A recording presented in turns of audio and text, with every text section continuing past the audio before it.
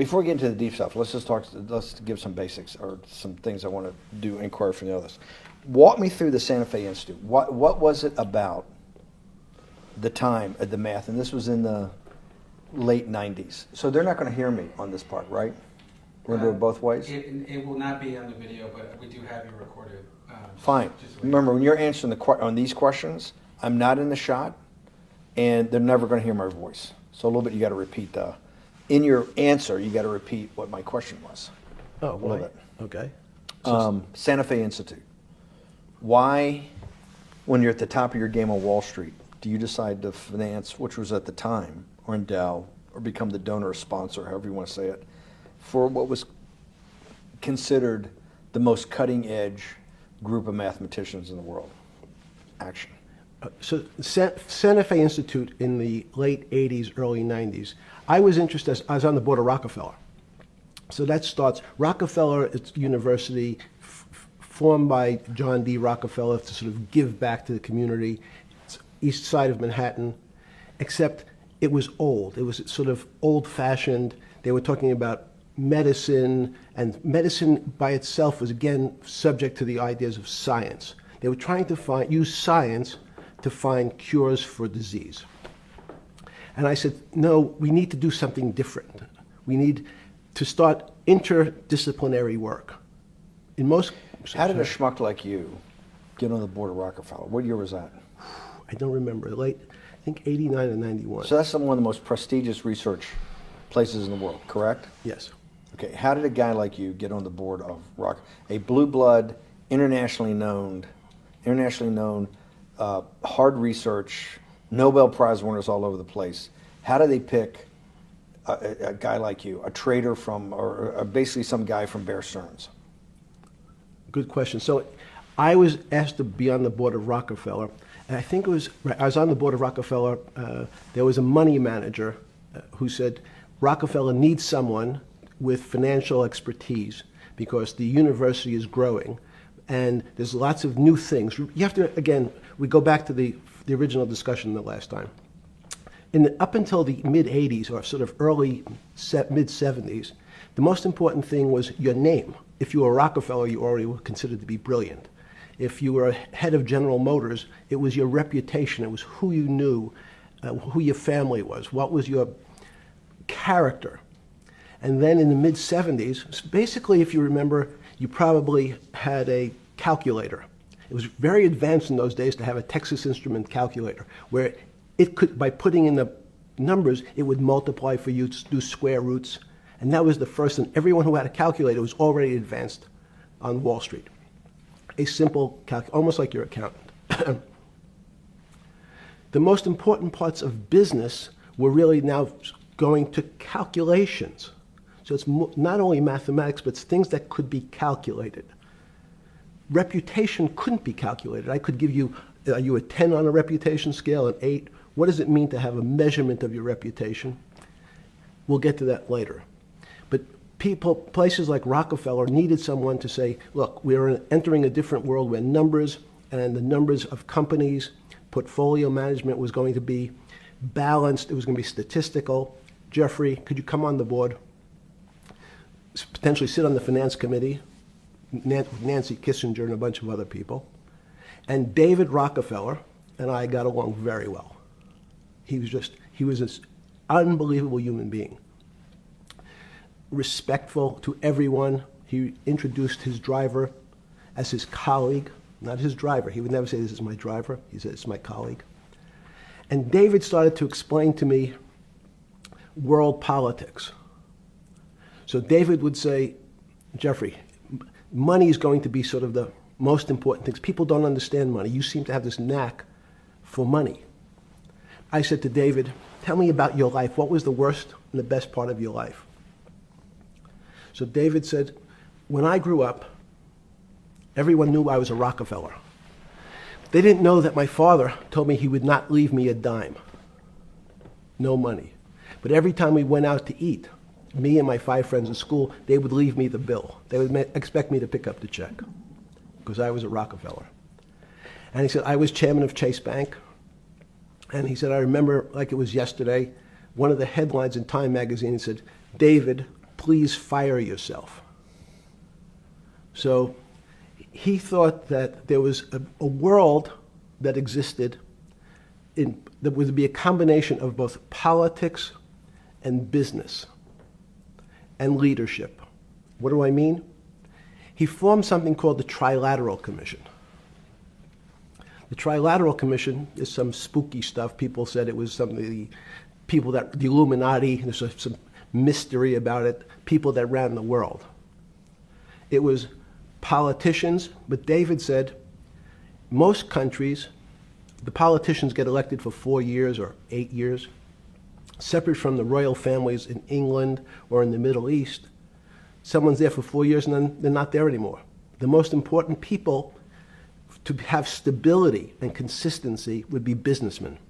So he formed this Trilateral Commission of businessmen and politicians from 3 major continents. So it was the North Americans, the Europeans, and the Asians. So he said to me, would you like to be on the Trilateral Commission? Now, I was 30 years old, 32 years old. I said, great. And he said, well, you have to fill out this application so they have your bio. And I looked at the list of people, and it was Bill Clinton, former president of the United States, Paul Volcker, every great leader in America, the Asians, the Japanese, and with a very long description of their history. And they asked me to fill in what I would like to have written. And I wrote Jeffrey Epstein, comma, just a good kid, which I thought was funny, nobody else did. So in answer to your question, at that time I recognized around the world that monies and currencies were not really well understood. But again, it was only numbers. So numbers, and I'll get to the fact that it was bad thinking. Numbers are very good. Are most people that you meet, even on the Trilateral Commission, when you meet most people, do you find most leaders financially illiterate, economically illiterate? Most political leaders don't come out of a background of finance. Most political leaders come out of a background of being popular. So in some of the countries, in some of the African countries, for example, they might have been a military person. They were a general. In some of the African countries, they might have been a disc jockey. Or in our country, they would have been an actor. The knowledge of money they don't have expertise, they have no degrees in finance. They really, and this is one of the major problems, their expertise, if they have any financial knowledge, is of their own checking account or bank account and filling in their own taxes. So many world leaders who don't really have a financial underpinning make fundamental errors when it comes to money on a country or institutional level. Let me give you an example. If you, Mr. Bannon, if I said your assets increased last year, you'd say, that sounds pretty good. And I'd say, what does that mean to you? You'd say, well, I have more money. I guess I'm wealthier. I'd say yes. And if your debt increased, would you feel wealthier or poorer? You'd say, well, I don't want to have increased debt. I don't like the idea of that sound, increased debt. Now, that and world leaders understand when their assets go up, they feel better. However, institutions like banks, things that people don't really understand are financial underpinnings of banks. When I say your bank, Mr. Bannon, you have the Bannon Bank, you doubled your assets. Sounds good, but what does it really mean? It means people owe you more money. You don't have any more money. What? Yeah. A bank's assets are how much it is owed by other people. That's crazy. So if the bank goes from $2 billion of assets to $10 billion, it means people owe it an additional $8 billion, but their assets have gone up. So the terminology of assets and liabilities is different for banks. It's not natural. And what most people, and you ask questions about world leaders, there's many people, I think your old boss Mercer understood, there's a fundamental part of money which is called fractionalized banking.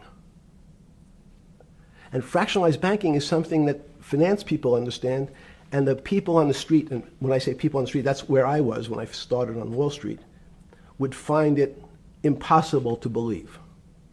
Impossible. Why?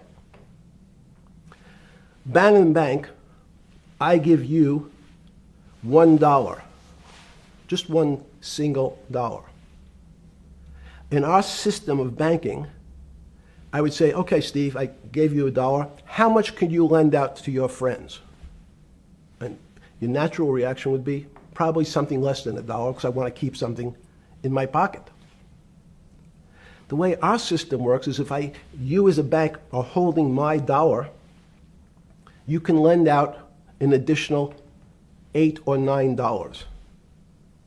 No, it's impossible. I only have $1, Jeffrey. We have something called fractionalized reserves, which is if you have 1, you can lend out 9. That's the way our system works. And so not only do world leaders not understand banking, but the man on the street, my father who worked in the park department, it would be beyond his imagination that people could lend out more money than they actually had in their pocket. Next question. But how did this, in understanding that, when you get on something like the Trilateral Commission, you're on the board at Rockefeller, which is the most advanced research. You get brought into the Trilateral, which is the elite of the elite. How, since you're only at that time 30-something years old. 8 years from teaching at Dalton, right? You're a Dalton. No, 10 years. 10 years teaching at Dalton. Yes. Walk us through. I mean, put us in the room. Walk me through exactly what it felt like. What it felt like being on the board at Rockefeller. We got these Nobel laureates, and you're sitting there making decisions, and you start to meet these people at Rockefeller. You start to meet these people at the Trilateral Commission. What did it feel like? It's a great question. So what did it feel like? That's what I'm in the business of asking. Yeah. What did it feel like meeting some of these people like Kissinger or Rockefeller? And those were two extraordinary people. But in general, I think the question, the people on Wall Street, I tell the story, the first day, one of the first days when I was in Wall Street, someone said to me, would you like to buy ATV? And I was looking in the brochure, and I couldn't figure out what stock had a symbol of ATV.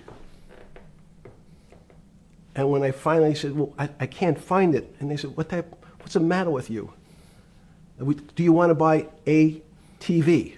Which is, he was selling hot televisions, stolen televisions from the floor of the American Stock Exchange, referred to in common parlance as the televisions fell off the truck.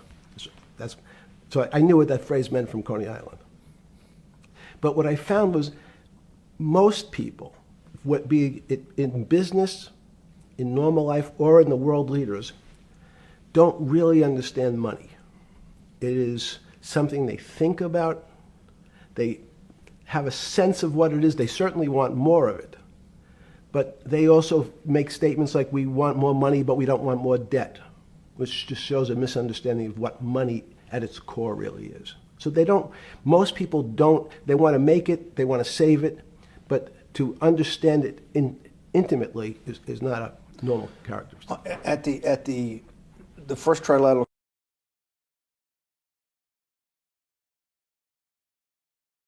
or something? Yeah, you're good. Just give me approximate. You joined the Trilateral Commission. I think it might be and we'll be able to show we'll pull down the chart of where your name was, but just give me roughly when it was. I think it could be 90. I don't remember. Okay. Let's say early 90s. Yes. When you got on the Trilateral Commission and had the first, do you remember where the first meeting was? It was in Tokyo. In Tokyo. And at what hotel? I would like to say the Hilton, but it's probably not. And it's a 3-day, 4-day? Give me some 3-day event. And walk me through the whole thing. Speeches. It starts with a dinner. Just walk me through it. It was boring. You couldn't possibly think it was boring. It's bullshit. It was boring. You had to be stars in your eyes. No. Did you fly over privately? Yes, but it wasn't my plane. So it didn't count? No. You fly over. Yes. And it was who were the first? Like when you first met those leaders, you had to be wowed. No. You're 10 years out of Coney Island. No, I'm not wowed by people of position. I'm wowed by people of great ideas. And I don't care if it's the bus driver. I don't care if it's the student I had who has teeth coming out in Well, every these direction. guys have to have great ideas. They're the leaders of the three great continents of the world: North America, Europe, and Japan. No, many of these world leaders become world leaders because they're popular and they were able to get votes or they were able to convince people to vote for them. I learned later. Many of them were just good at what they did in terms of politics. Remember, world leaders are politicians in general. They're not scientists, they're not intellectuals, they're not great thinkers, they're great politicians. At the first Trilateral Commission meeting that you remember in Tokyo, sometime in the early 90s, do you remember what were the big issues of the day that they were talking about, and what did you think about it? Yeah, in fact, it was funny because they were talking about inflation, and they were worried that what would happen, how do you control inflation? And as a mathematician, I didn't understand the concept. I don't understand the concept today. How's that possible? Well, when you talk about most things to do with money, money is meant to be local. It's US dollars. Then I understand what it means. If inflation, it means my dollar today inflates, and it doesn't buy as much as it did a couple of years ago. The prices go up. It seems that everything is great, but in fact my dollar is shrinking in value. If you, and you're the financial genius here. I'm just a lowly M&A guy. Sure. If you let me finish the thought. Go ahead. So if you're in America, you can feel inflation. Your salary's gone up, but you can't buy the same car. In fact, it starts to feel weird because the value. That's why I wanted to ask the question then. This is my point. Sure. The people who live and breathe this, the central banks, have been haunted by the specter of inflation since the late 70s. Yes. First off, tell our audience, how did that happen? The two great financial events in the 20th century, I'm not going to get to the 21st, were the great inflation in Europe after World War I, the Great Depression, the hyperinflation in Germany that led to the rise of Hitler, and then this inflation in the mid-70s. Before you go to explain inflation, why is the specter of inflation always the central thing in central bankers' minds? Because it goes back to the first concept I said, the weird concept of fractionalized reserves. The system is not well understood. And most systems, in fact, are not well understood. We don't know how our digestive system. Stop. This is impossible. I understand. This is impossible. The world banking system, the world currency system, the world monetary system has to be so well understood by the Greenspans of the world and the Bernankes of the world and you, right? The currency traders, the guys making billion-dollar bets every day. The legendary guy on Wall Street in the late 90s, Salomon Brothers. Lou Ranieri? No, the guy that wrote the money. Michael Lewis? Liar's Poker? Yeah, Liar's Poker. Who's that about? That great trader. Lou Ranieri. No, it wasn't Lou, the guy that ran the desk. That eventually ran the hedge fund that went long-term capital.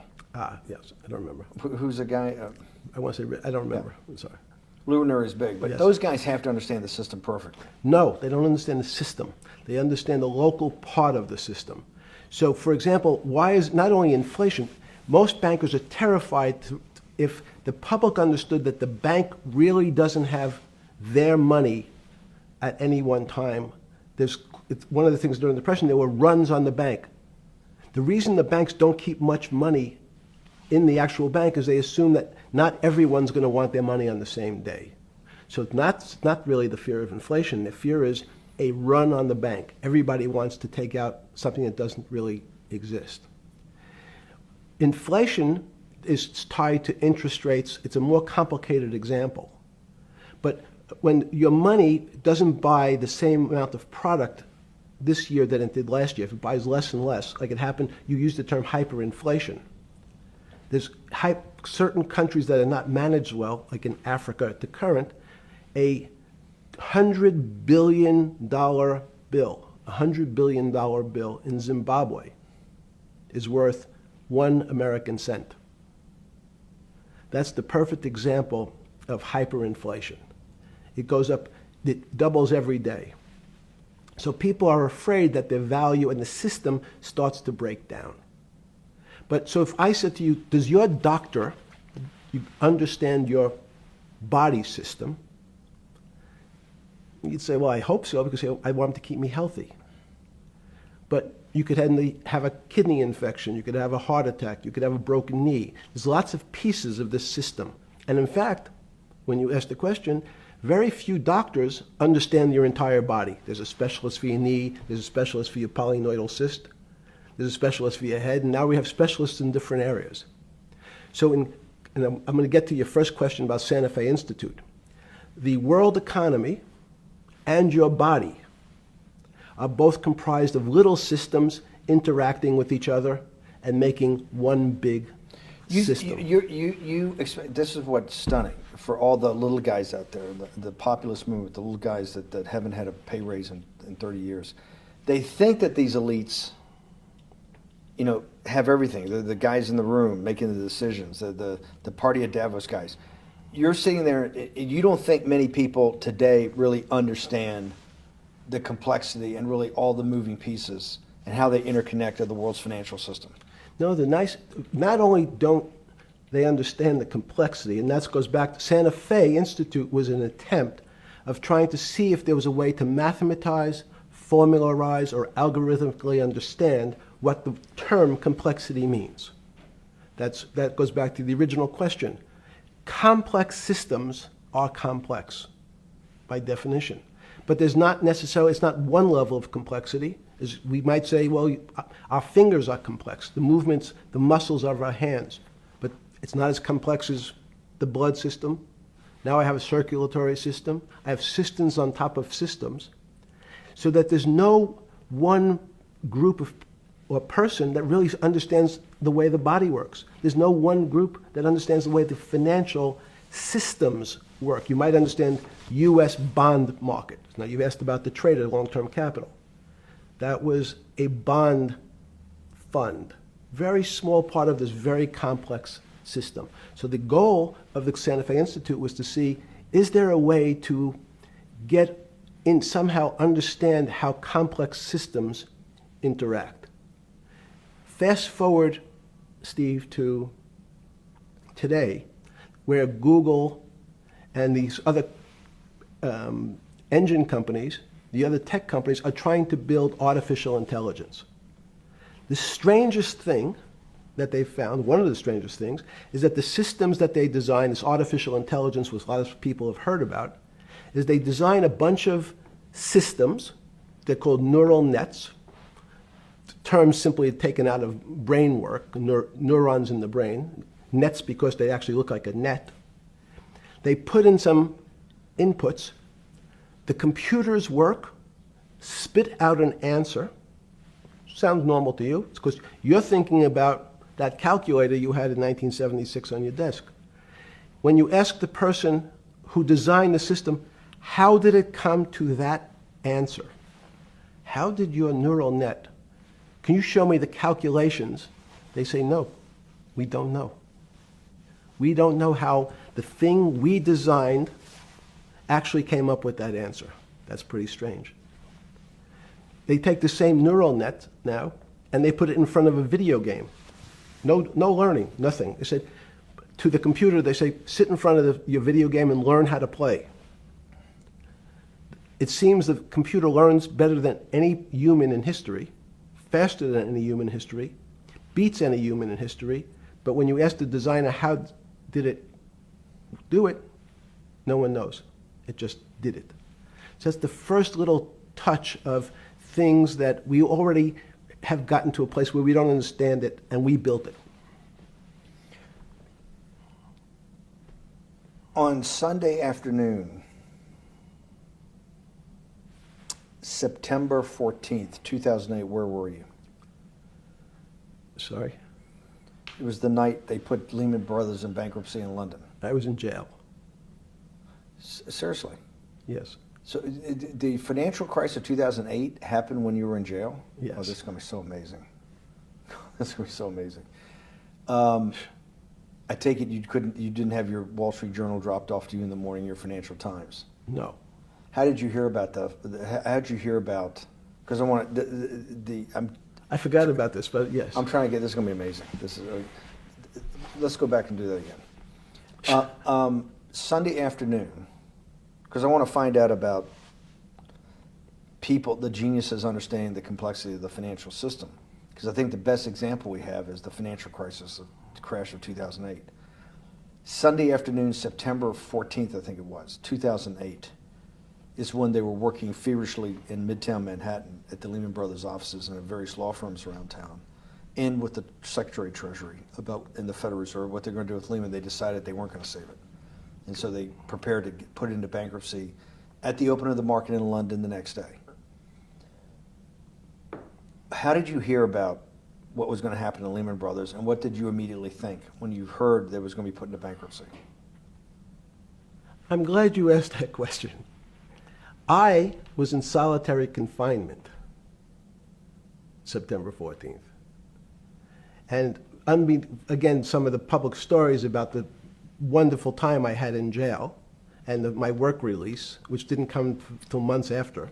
I'd been there since June in an 8x10 cell with a bed in the back, a 6-foot bed in the back, a chrome sink with a toilet attached to it, and a little piece of metal sticking out that was supposed to act as a table. Now, since I was in jail, there were no books. Why? There's no library. No library, but you're in jail. No, I was in jail, not prison.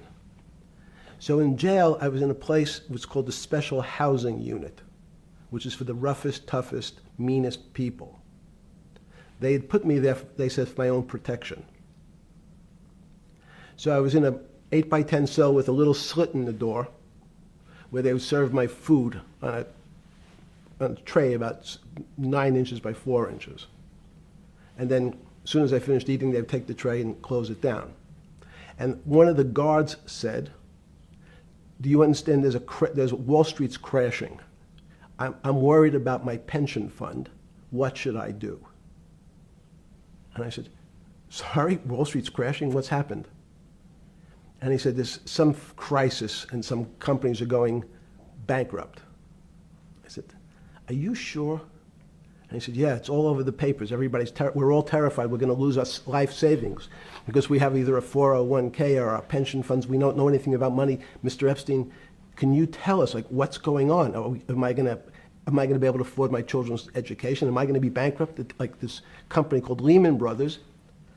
And there's another company in the front page today called Bear Stearns. Oh, no, I said. Why? Because that's the company I was a partner in. And in fact, that was a company I had a very large investment in. So, as a great story, I didn't have my Wall Street Journal, but in the early mornings, you're allowed to make 2 phone calls, collect. And when you pick up the phone, you can dial a number, and when the person picks up, they say, you're getting a call from the Palm Beach County Jail. Will you accept reverse charges? And the person either says yes, and the call goes through, or the person says no. The person I had called was Jimmy Kane, the president of Bear Stearns. And I said, tell me what's going on. And so that my knowledge of the financial crisis happened with Jimmy, who was at the center of the storm, telling me about what Lehman had gone under, and they were trying to figure out a way, should they bail out Bear Stearns? Did it strike you at the time of the mess you had made of your life to be in a situation that you're one of the greatest financial minds in the world, looked at by world leaders and asked your thinking by the most prominent and important people in the world, and here you are in solitary confinement. You got to make a collect call to somebody. Did it strike you at the time how all the threads of your life had come together and put you in a position, or you had put yourself in that position? No. So it never struck you when you had to make one of your 50% of your collect calls that day, you call the president or the head of the CEO of Bear Stearns. The biggest financial event in your life is taking place, of which one, every important person in the world would be seeking your opinion. Number two would be a once-in-a-lifetime opportunity to apply your craft. Number three, it would be a once-in-a-lifetime opportunity to make money if you were smart, and obviously you're smart. You're telling me here, truthfully, that it never hit you at all of how you had ended up in a place where you had to make a collect phone call from a jail cell that was 6x9 with a steel bed and your food being passed in through a slot. The question you want to ask is, who was the other call to? Okay. Who was the other call to?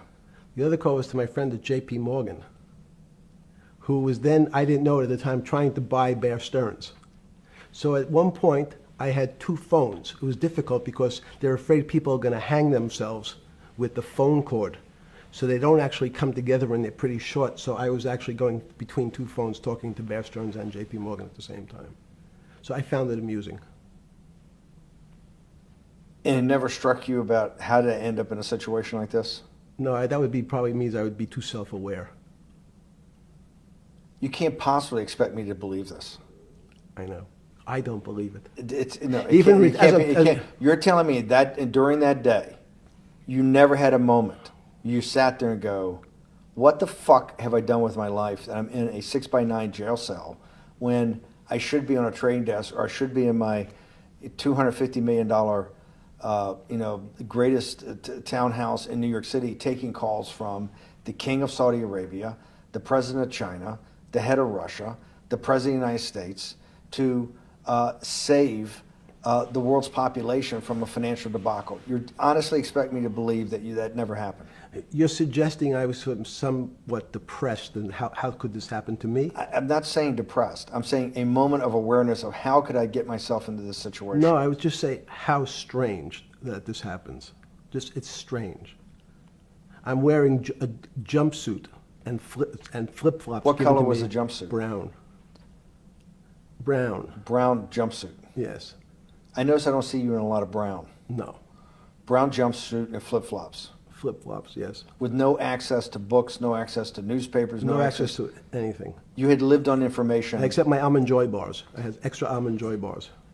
Did you eat Almond Joy bars and things like that because you're afraid of what the cooks did to your food? Yes. Is that because of that you were in for the crimes that you were in for? No, it was just in fact, I was. Is it because you're wealthy? Yes. How did you know that? Well, people would constantly come if I was passing by or have to go for my medical. People would either ask to borrow money or make some other types of comments about. In the beginning, what were the comments? At the beginning, what were the comments? It serves you fucking rich guys right that you're here next to me. There was nothing about your crimes. No. So all this rumor you hear all the time about people in prison that commit the type of crimes you commit, you're saying in your personal thing is not true. No. It was all because you were rich. Yes. And it was all because they wanted to borrow money. Or get advice. Yes. Where they get advice to go long. Yes. You're telling me is this time to buy? You're telling me in solitary confinement they're interested in going long. Yeah. They want to know what does that say about human nature? Well, what I think the people find, one of the reasons they wanted to keep me in solitary confinement was they're afraid that everybody would want to know which stocks to buy. But what happened was, after this crisis, now it's on the front page of every newspaper. I don't want to lose this day. Sorry. When you first heard that, was it Bear Stearns had been kicked into bankruptcy, 6 months before? No, this is the same time. This is part of the same deal. I thought, no. Bear Stearns, they saved Bear Stearns and didn't save Lehman Brothers. That's right. it. They let 6 months before they had bailed out Bear Stearns. But Bear Stearns was still a zombie, a shell of its former a self. former self. But they had, quote unquote, saved it. They admit, why did they make the decision in your mind? Why did Hank Paulson and Bernanke, what's this concept of moral hazard? Explain to the audience what moral hazard is, and why did they save Bear Stearns 6 months before, and why did the smartest guys in the room decide not to save Lehman Brothers? It's a good question. The real issue is I'd have to go back when you have these systems to the way your doctor responds to any type of emergency in your body. If they might decide to save your kidneys and let your gallbladder go because the gallbladder is less important to your overall system.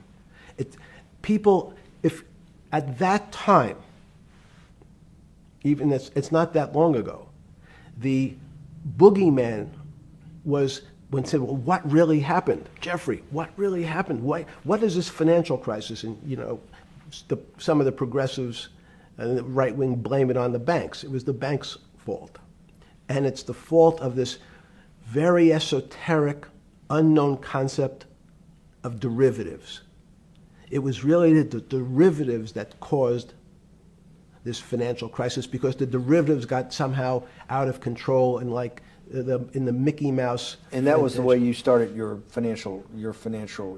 road to a billionaire went right through derivatives. Yes. But derivatives were not the cause.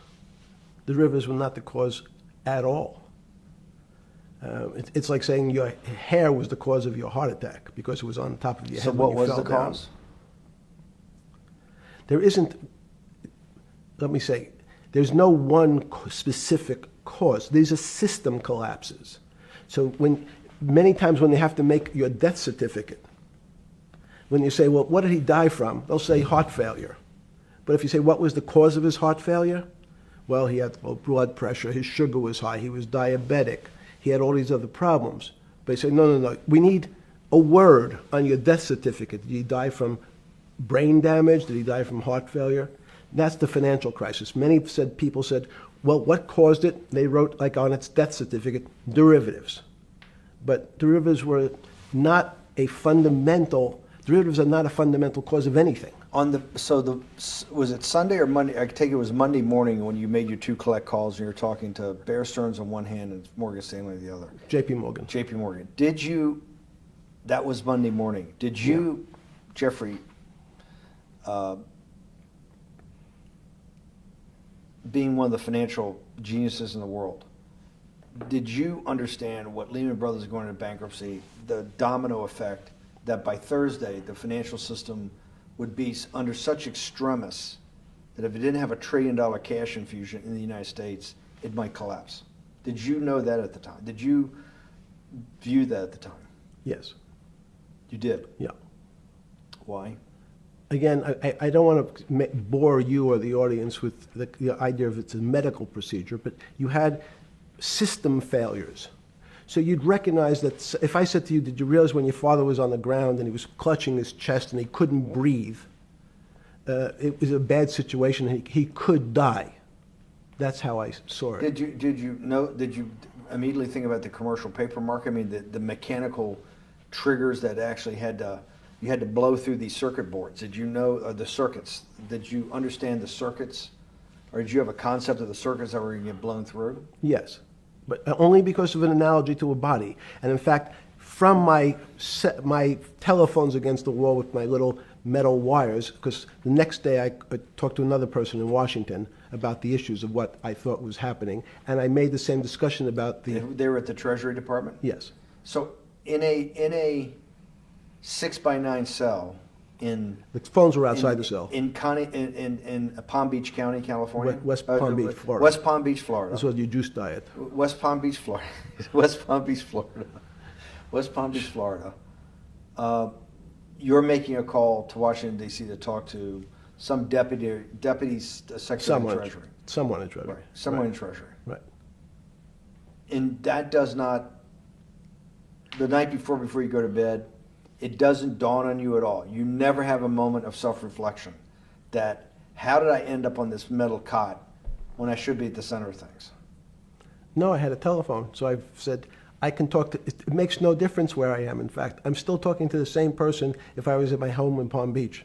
But I'm the here in difference is you're jail. home in Palm Beach. I can dial my That's a own phone. That's bullshit. No, but you can also make 1,000 phone calls. Here you got to make one, and he's got to take. Think the how much charges. better that was. I had to decide who was the right person to call. That was unusual for me, because I would have called 20 people And before. what was the advice you gave him? I said, you have a sick patient, and it's very much like a sick patient in the emergency room. You can't think about it like your car. People in normal walks of life think about money and things as a machine. And unfortunately, so if your car breaks, cars are always easy to fix.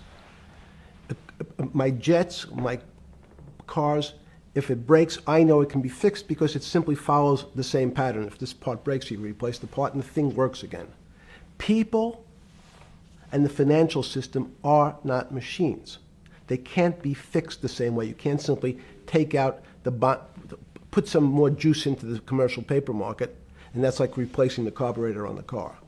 It's much more, I have a patient who can't breathe, has a stomach problem, can't see, looks bleeding at the same time. What do I do first? I have to think about it as a system. Where's the most logical place? What's the most dangerous place? If your heart stopped, we have to start your heart again. In the equivalent to the money market,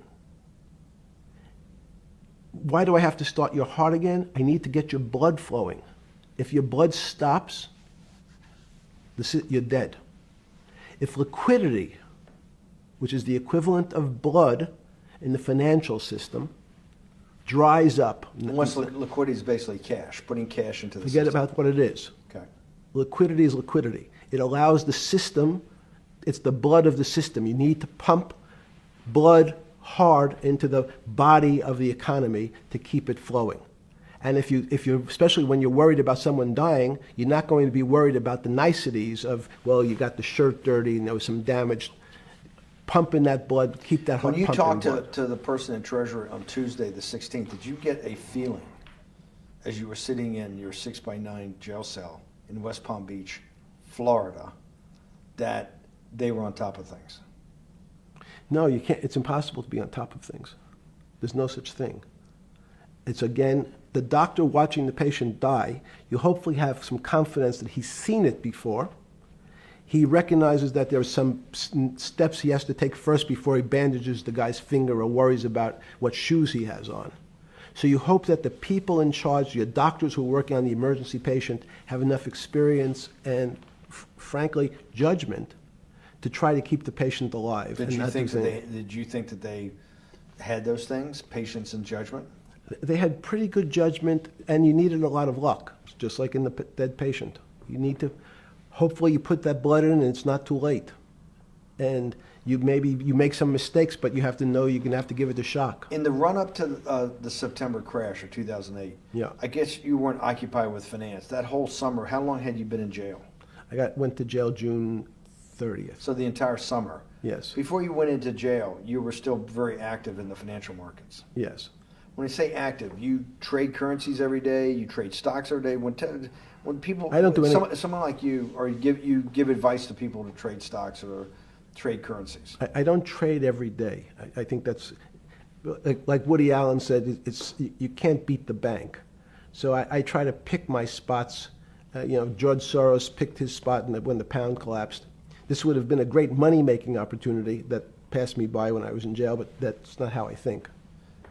In the run-up to that, in the spring of 2008, that's when Bear Stearns got in problems, I think, in the spring of 2008, and they decided to bail it out.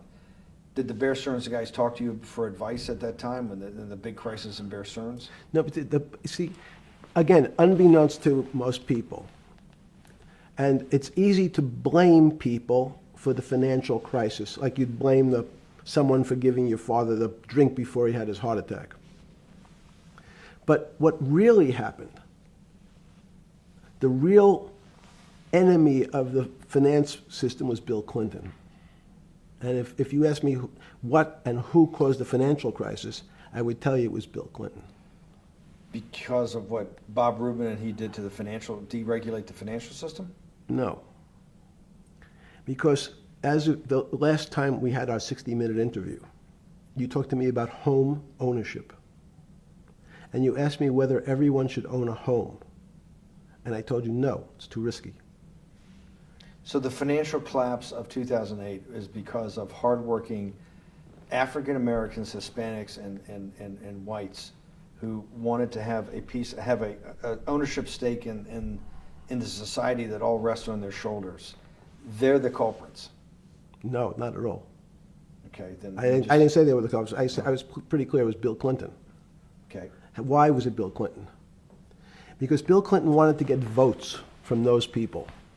And he sold them the idea that instead of renting in a house, and historically the values of houses have gone up, and he said, you guys in these local communities who haven't been able to afford a house before, I'm going to show you a way. I'm going to give you a way because I'm sure I'll get your vote that you can own a house because I want your vote. So what we're going to do is I'm going to let you buy a house, Mr. Bannon, when you really, you're right on the border, maybe, or not even on the border. Your credit is not good. Okay, let's be honest. And it's not my fault, it's not Bill Clinton's fault, but if whatever happens, at the moment your credit score or whatever it is, your credit's not good. Now, normally, you come to me and want to borrow money, I'm a bank, and I say, I'm sorry, Mr. Bannon, I can't lend you money because your credit score is not up to where it needs to be. Hopefully, if you work harder and clean up some of your problems, it will be. But no, what I say to you is, I'm going to figure out a way to lend you, not give you. I'm going to lend you money anyway, though you don't have a good credit score. And don't worry, I'm going to get rid of the term that you don't have bad credit. Bad credit sounds pejorative.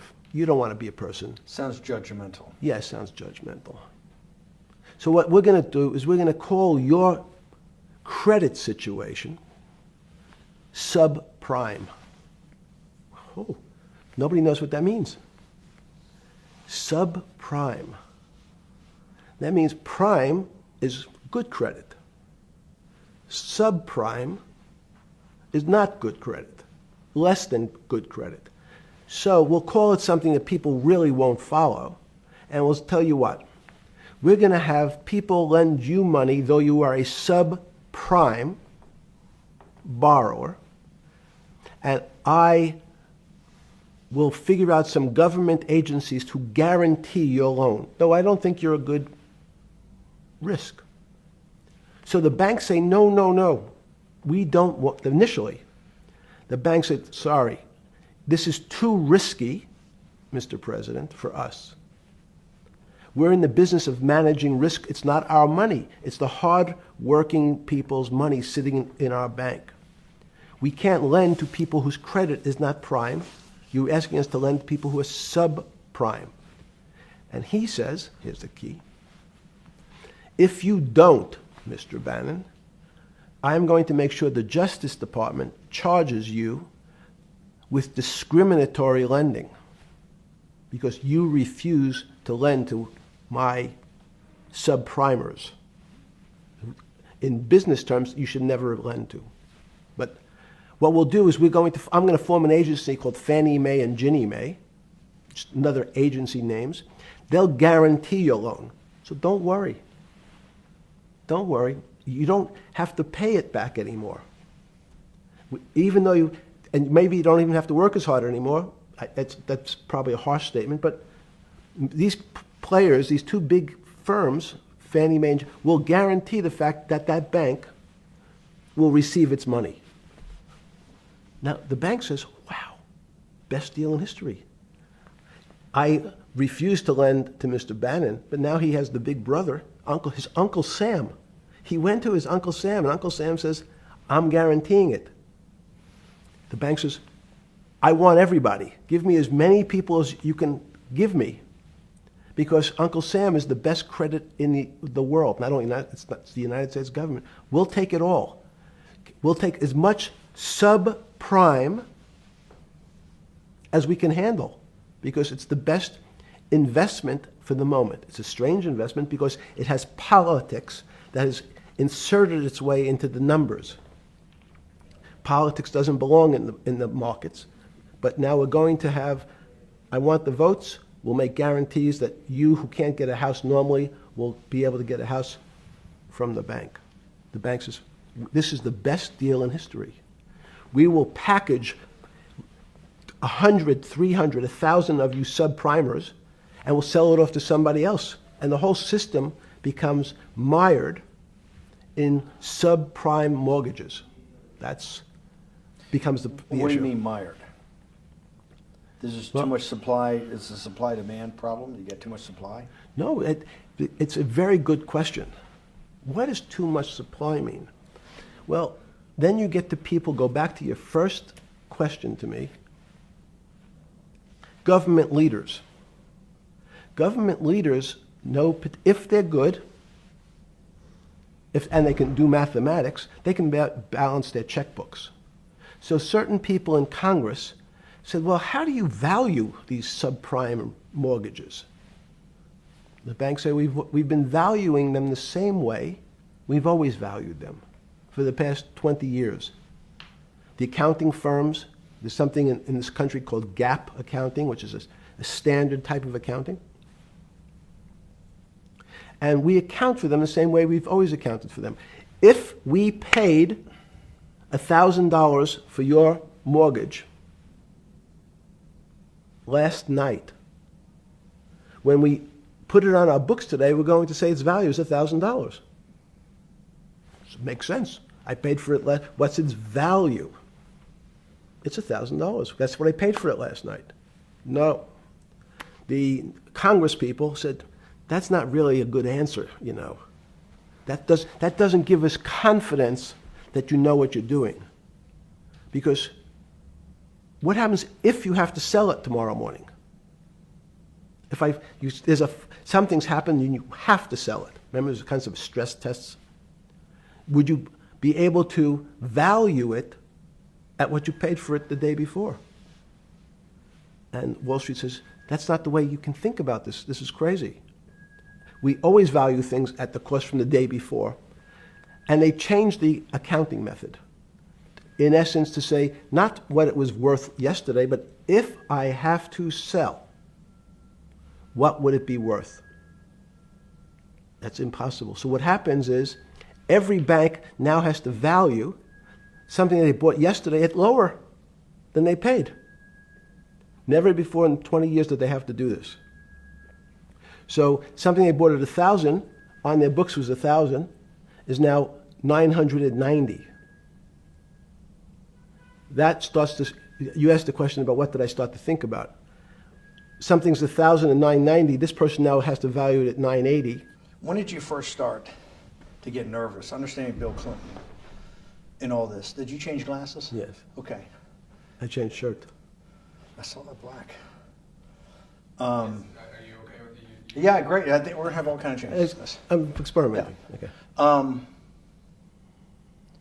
When did you get a feeling? Did you ever anticipate before it happened something like 2008 could happen? No. How could that be? Because it's the word I can beat it to death. Is that it's very much like would I anticipate I'll have a heart attack tomorrow? Unlikely. Was 2008 a heart attack or a stroke? Debilitating. It's a better.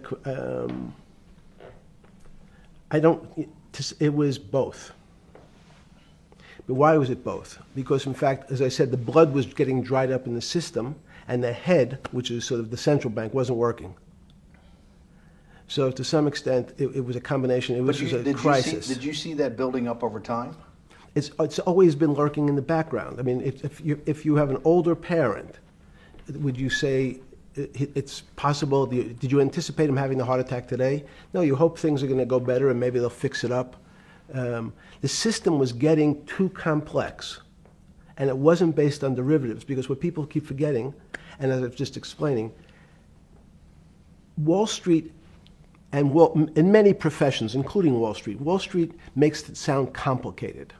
They don't want the little guy to understand what they do because they make so much money and they don't do very much.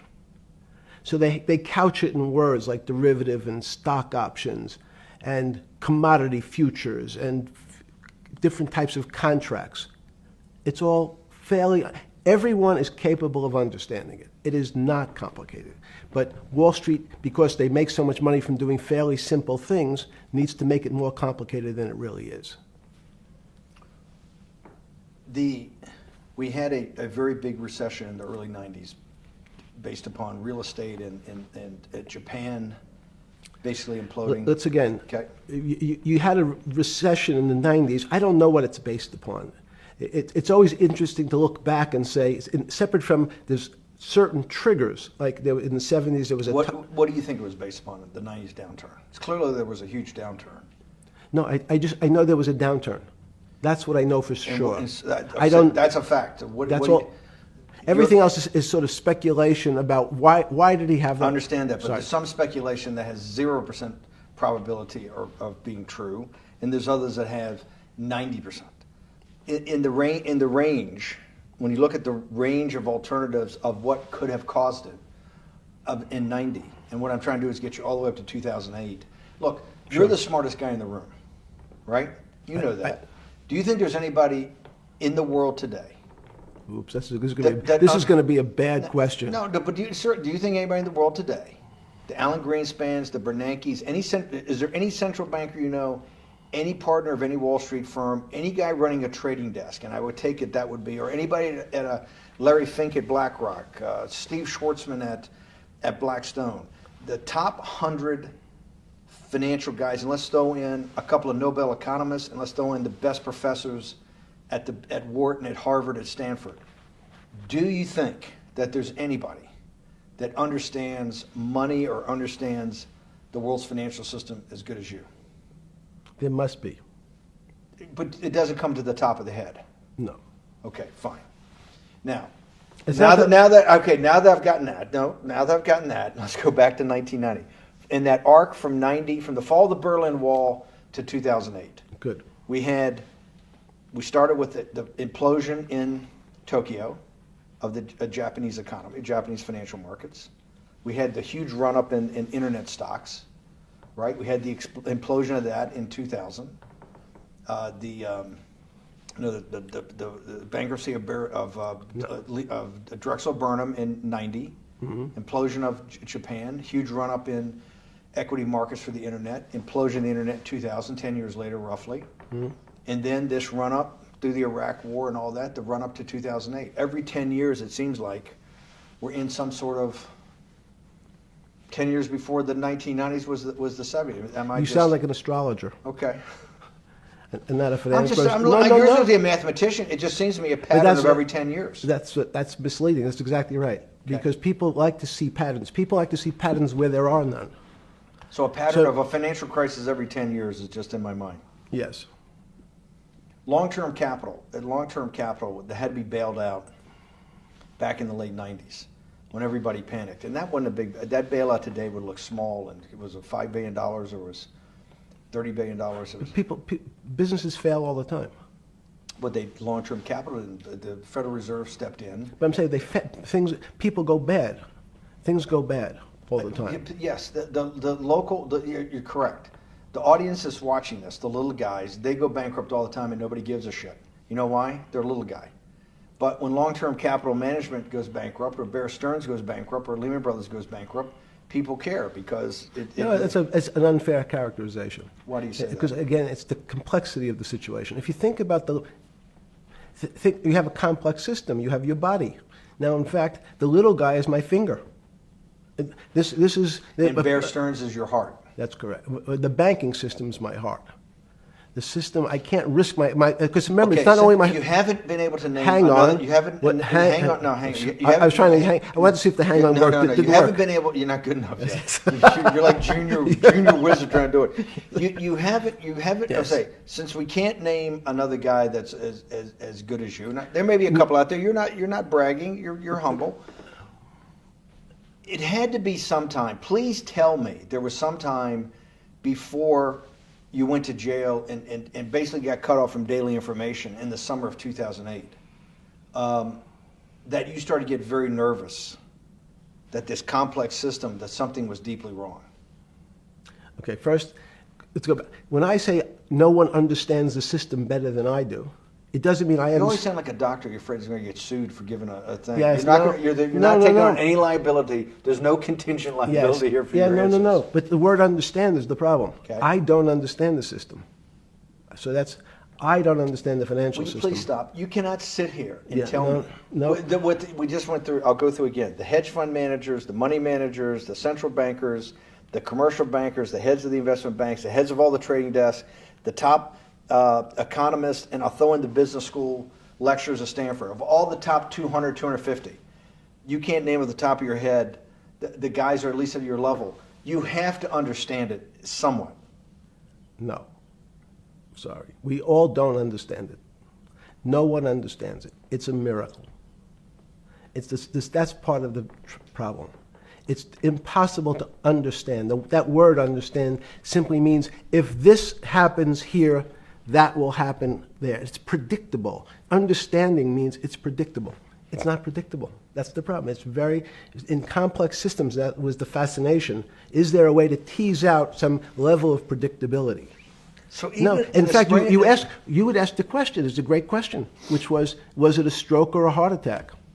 Now, most people don't know that before they were going to have a stroke, they had a stroke. They just have a stroke. Do they understand why?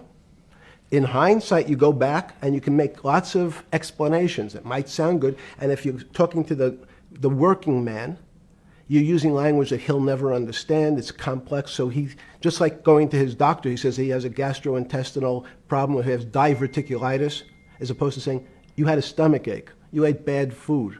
People don't like to say it in normal, everyman terms. The system had a stroke, but we don't know why. But you just, okay. Hardworking people, and there's a great social benefit, would you not agree, with having people having ownership in the system? When you say ownership in the system, it doesn't mean... Let's start over. Okay. Yeah. So flip over your phone too, because Yes. I don't want anyone to see Yeah. on your phone. So maybe flip it down or something. Yeah. Yeah, who knows what the fuck comes up with that phone? That's correct. We don't want to send you. KSA. I can't not believe I've got the magic moment when you're in fucking prison or jail, wherever the fuck it is, It's in crazy. solitary. Now, there's a funny part to that we missed, which is said... Go ahead, tell it. The funny part is what you asked me... Is there anything funnier than that? No. For black humor, it's I don't make any black comments. Sorry. You asked me what I was wearing. That's right. You're too wrapped up in the Me Too movement. Yes. So I was wearing a brown jumper and a brown pair of pants given to me by the jail with the word trustee on the back. Because you had qualified to be a trustee? Well, the funny part was it was spelled Trusty. So I wasn't really sure. I'd been a trustee in many different operations, but it was the first time it was actually printed on my back and spelled incorrectly. Probably had a higher level of being a trustee at that than you had at all the boards that you were trustees, right? Yes, because as the trustee meant you get two devices to clean your toilet as opposed to one. Yeah, but it also meant that you had some sort of personal fiduciary own responsibility for oneself, right? In the jail? You mean? Well, that's what being a trustee is. That's where they give you two. Yes, you get two cleaners. I was a trustee in the jail because I was able to teach some of the kids to help them get their GED. So that's how they gave me a trustee job. There's no time. I got to go back to this because I'm like a dog with a bone in this thing. Yes. You can't. There's something deeply fucked up with you. At least something. Well, we know there are things deeply fucked up with this. You will get through in this film, Right. But you cannot possibly sit there, knowing that you came from nowhere, knowing that you went to the very top of what is considered outside of science and maybe physics, the thing people most admire because it's like alchemy, understanding high finance. To sit there in what will be the defining financial crisis of our time, like Black Friday or Black Yes. Monday, whatever it was, in the Great Depression, and be there at that exact moment, triggered in part by a firm that you used to be a partner in and knew intimately well, and it created much of your initial net worth because of, and know that you couldn't, someone who lives on a phone, right? Yes. Because you do live on a phone, right? Correct. You had to make just 2 collect calls. You cannot tell me sometime during that day you did not have that conversation with yourself of how the fuck did I do this to myself to put myself in West Palm Beach in a 6x9 cell with a metal fucking bed with a brown shirt that said trustee spelled wrong. So did I find it amazing that I was there? That's a Not better- amazing, and I don't want to say it was not funny. Oh, I thought it was. I wasn't funny. Right. But Not I- amazing. no, it was incredible. Incredible in what way? This- Incredible, like how do I do this to myself? No. It's as incredible as me sitting here in this house. They're both just 2 sides of the coin. That's how I think about it. That my life today is incredible. Do you consider yourself a stoic? No. I consider myself a hermit. Stoics are not very happy.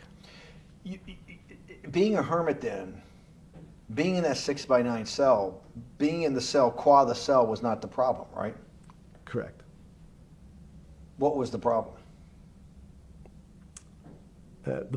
Eating the almond joy bars. Because you couldn't eat the food. No, right. But remember, my life is. Did that ever strike you that I can't eat the food because somebody might have done something to it? I gotta live off an almond joy bar, 1 a day or 2 a day or whatever. How many ever sneak in a day? No sneaking in. Your 1 almond joy bar, it did not hit you at some time? How the fuck did I do this? No. Let's go back to the spring of 2008. Were you so wrapped up in your personal issues at the time you were not spending enough time on the financial markets, or were you deeply involved in the financial markets like you normally were? No, I was involved. So we're saying that the smartest guy in the room didn't see it coming. No, of course The not. bankruptcy of Bear Stearns, you just thought was a Bear Stearns problem. You didn't see it as systemic. I know you keep harping on it, but it's not. Because you're a mathematician and understands systems. It Seems that anybody that understands that they had a systemic problem, you at least be the first on the early search radar. If you're not going to see it, then I'm really afraid, because that means that I always assume there's at least a set of guys out there that have some sort of sense that something's not right. Imagine the guy who has a stroke or had the heart attack.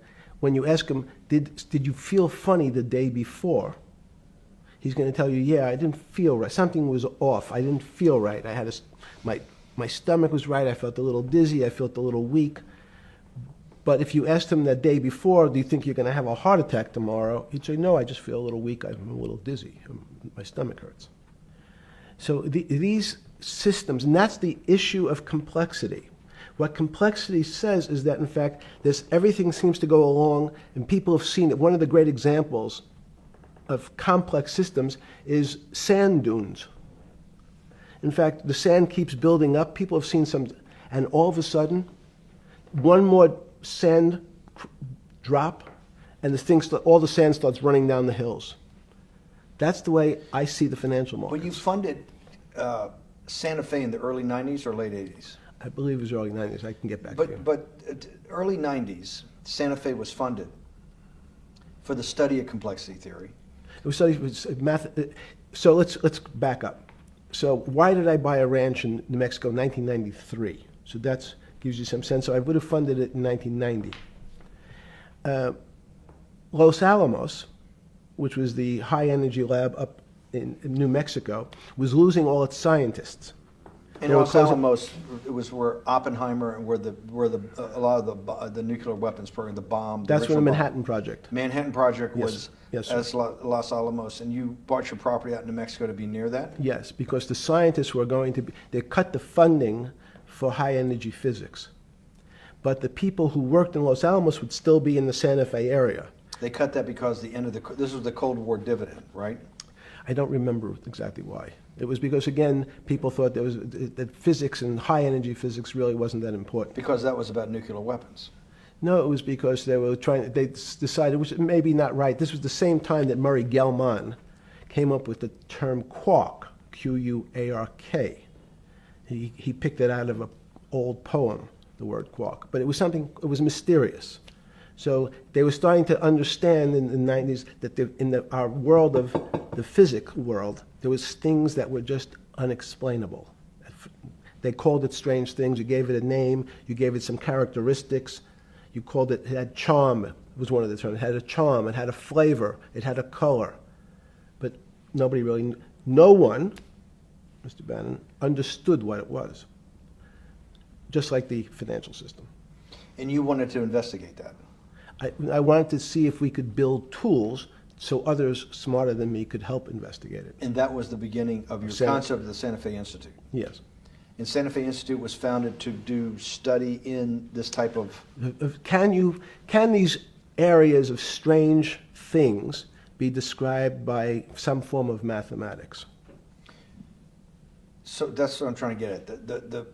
The foundational thought, the organizing principle of Santa Fe, yes, in the high physics lab at Los Alamos, right, which had been the headquarters of Manhattan, and the Trinity Project, right, the bomb. Yes. So you're talking about the elite, the high priest of physics. Of physics. Yes, sir. Which high priest of physics, some subset of that is also mathematics. Yes, they're both similar.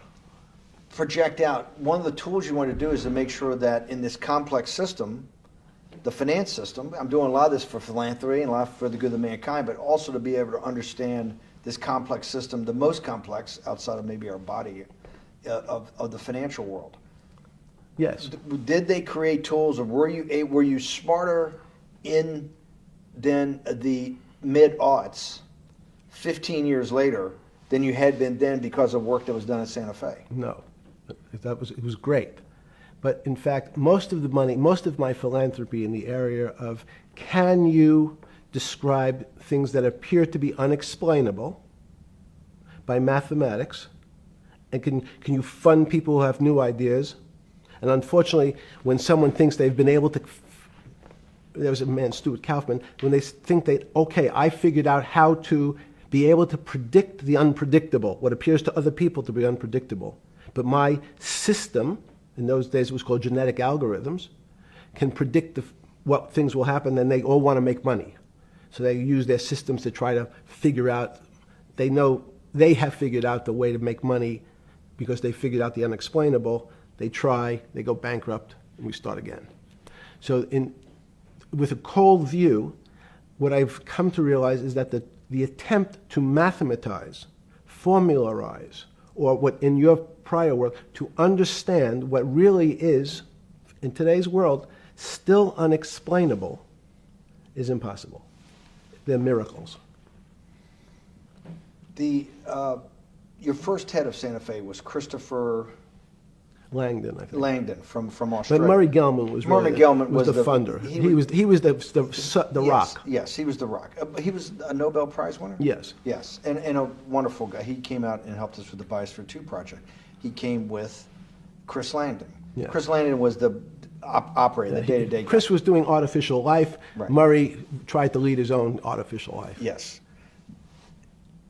When Chris came to Biosphere 2 for the first big conference we had in 1994, he was one of the most impressive guys there among all the world's elite. Kew Gardens, the Lawrence Livermore lab, the labs at Sandia, all the major universities, Lamont Doherty, all the big Earth observatories, Woods Hole.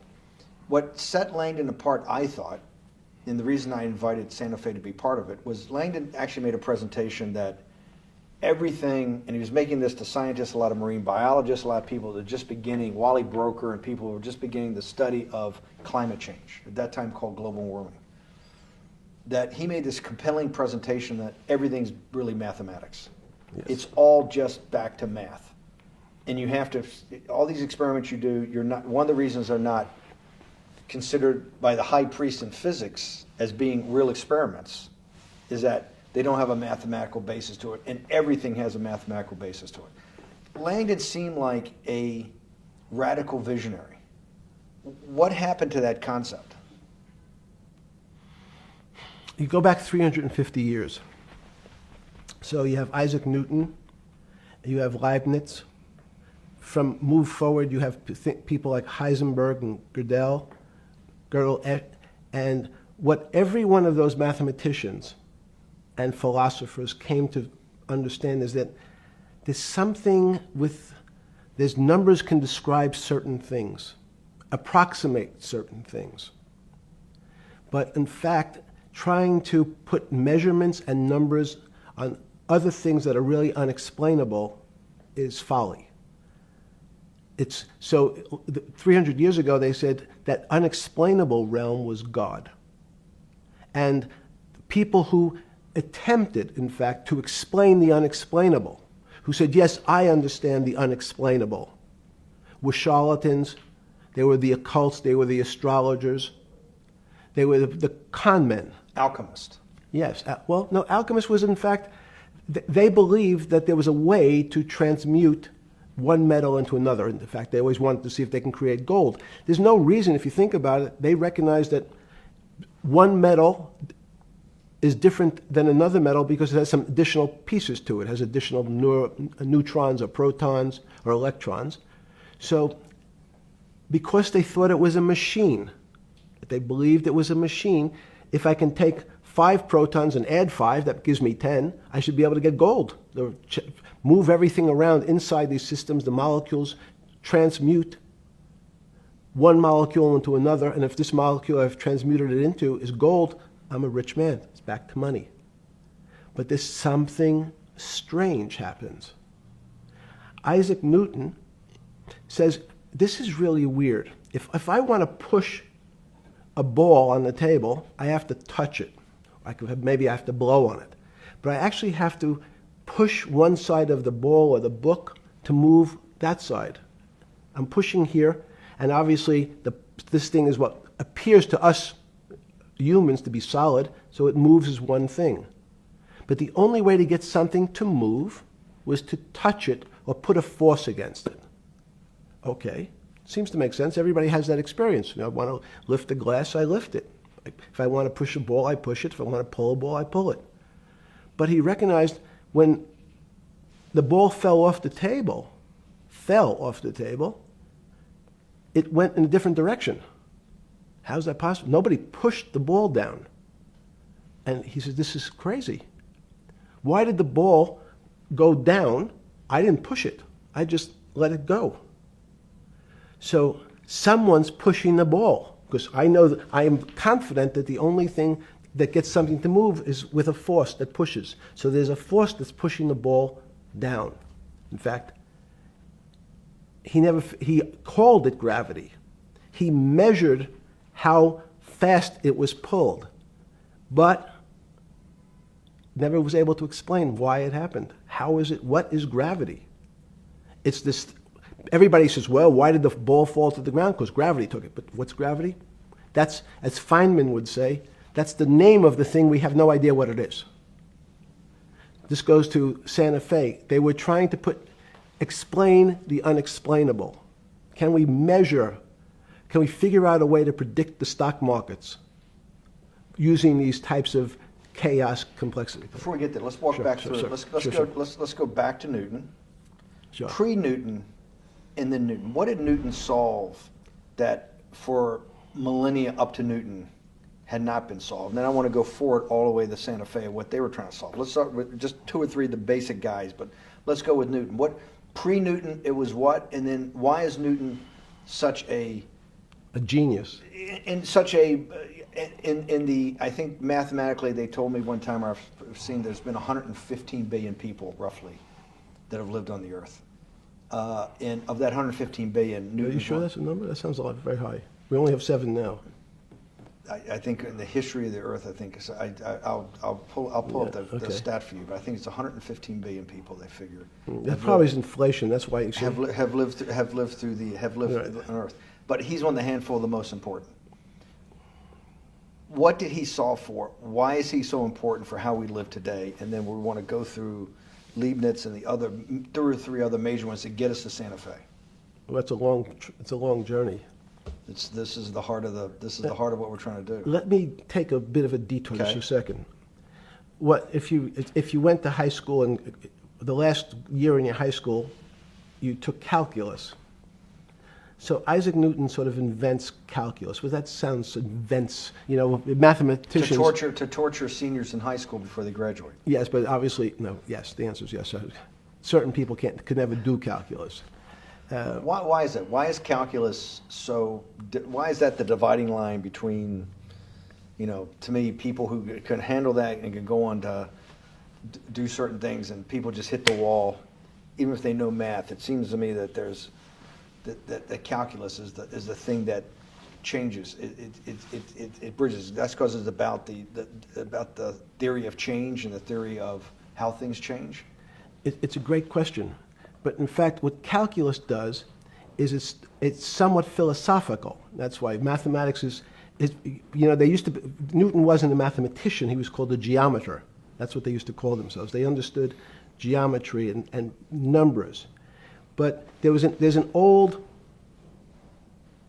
conundrum where it says, during Pythagoras' days, Zeno's paradox it's called, where they said, well, if the wall is 2 feet away from me, and I take one step that's halfway to the wall, that'll be 1 foot away. And if I take another step that's half again, that'll be half a foot away, and then a quarter of a foot. I could walk forever but never touch the wall. Doesn't sound realistic, doesn't make any sense in our real lives of the physical. But what Newton understood is many problems were like that. Many things approached the wall, or in calculus, approached the limit, but never really reached it. So he said, it's okay, you don't have to reach it. We can do lots of the mathematics as if it was so close, it was almost there. And we could do lots of mathematics almost being at the limit. And this is really important, Steve, for today. Because most of the science up until today was things that are starting to approach the limit. You were taught in high school that if you had 1 divided by 0,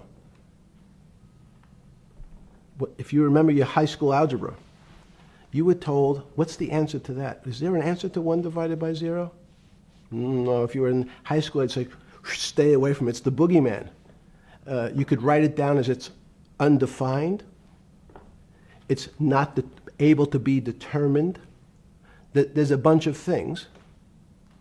But in fact, 1 divided by 0 is a strange things happen. It's a world of the strange. And what I'll explain to you after is that when you get 1 divided by 0, you get into a world we don't know what happens. The answer is it's not explainable. We can call it things like undetermined. We can have a convention to say it's X, Y, or Z. But in real life, we don't know what happens when you are actually at the limit. So Newton thought the same concept, is that the limits were God. You got close to God, but you could never be God. He had this sort of religious interpretation. Okay, I want to go back to Newton. Why is Newton such a big dividing line in mankind's history? What is it about Newton? What is it about what he's trying to solve? What did they not know beforehand? And because we live to a degree in a Newtonian universe, although I realized later it was subparticle atomic physics, but at least for a while it was Newtonian. So what's the dividing line? Why is he so important? Why is he an inflection point in mankind's movement from the swamp to the stars? It's a great question.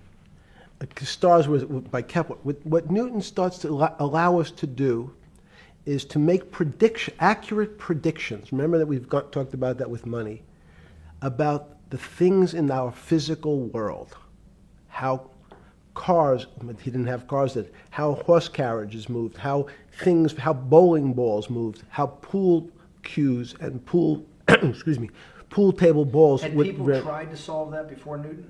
Many tried it? Heraclitus or Plotinus, Pythagoras, had these greats that we hear about, had they tried to solve the same problem? Not the same problem. They tried to again, what Pythagoras does, he starts to figure out this relationships in triangles. For example, everyone knows the a squared plus b squared is equal to c squared, that Pythagorean theorem, which is basically says these shapes in a triangle, each side of the triangle has a fixed relationship with the other two sides. That's strange. He knew, again, but it was all numbers. This was a system of things in the physical world, and Pythagoras says we can start putting numbers on things that help you predict how they will behave. You can add two triangles and make a square, some different shapes. They were looking at geometric forms. Newton says, well, I want to know how planets move. I want to know how things around me move. Can we find formulas? Can I find formulas that explain what I see in the physical world, how physical things interact and how they describe one another? Again, the fact that two things, two solid masses, for some very strange, unknown reason, unknown today, attract one another, no matter what they are. People have seen the experiment. You hang something, two little metal balls from a string, they move towards each other. In fact, they move towards each other was very specific. So when you drop the ball to the floor of this room, Newton says, in fact, the room came up a bit to meet the ball. The room moved. It's imperceptible. You can't really perceive that motion, but they attracted each other with certain ratios. So he started to be able to measure things in the physical world. And that was great advances. It also, now you wanted to move very quickly. Unfortunately, most people, especially in the 20th century, 19th century, said, well, like Newton, let's measure everything. Let's measure people's behavior. Let's measure their psychology. Let's measure their health. You go to we can have my blood test. Let's measure everything. We measure Wall Street. Their voting habits. Measure, measure, measure. Can we put a number on how much I care for my wife? Can I put a number on how I feel? And we tried, unfortunately, we try to mathematize the finer things in life, and then recognize that there's things that, unfortunately, just fall outside. Schrodinger wrote a very famous book about what is life.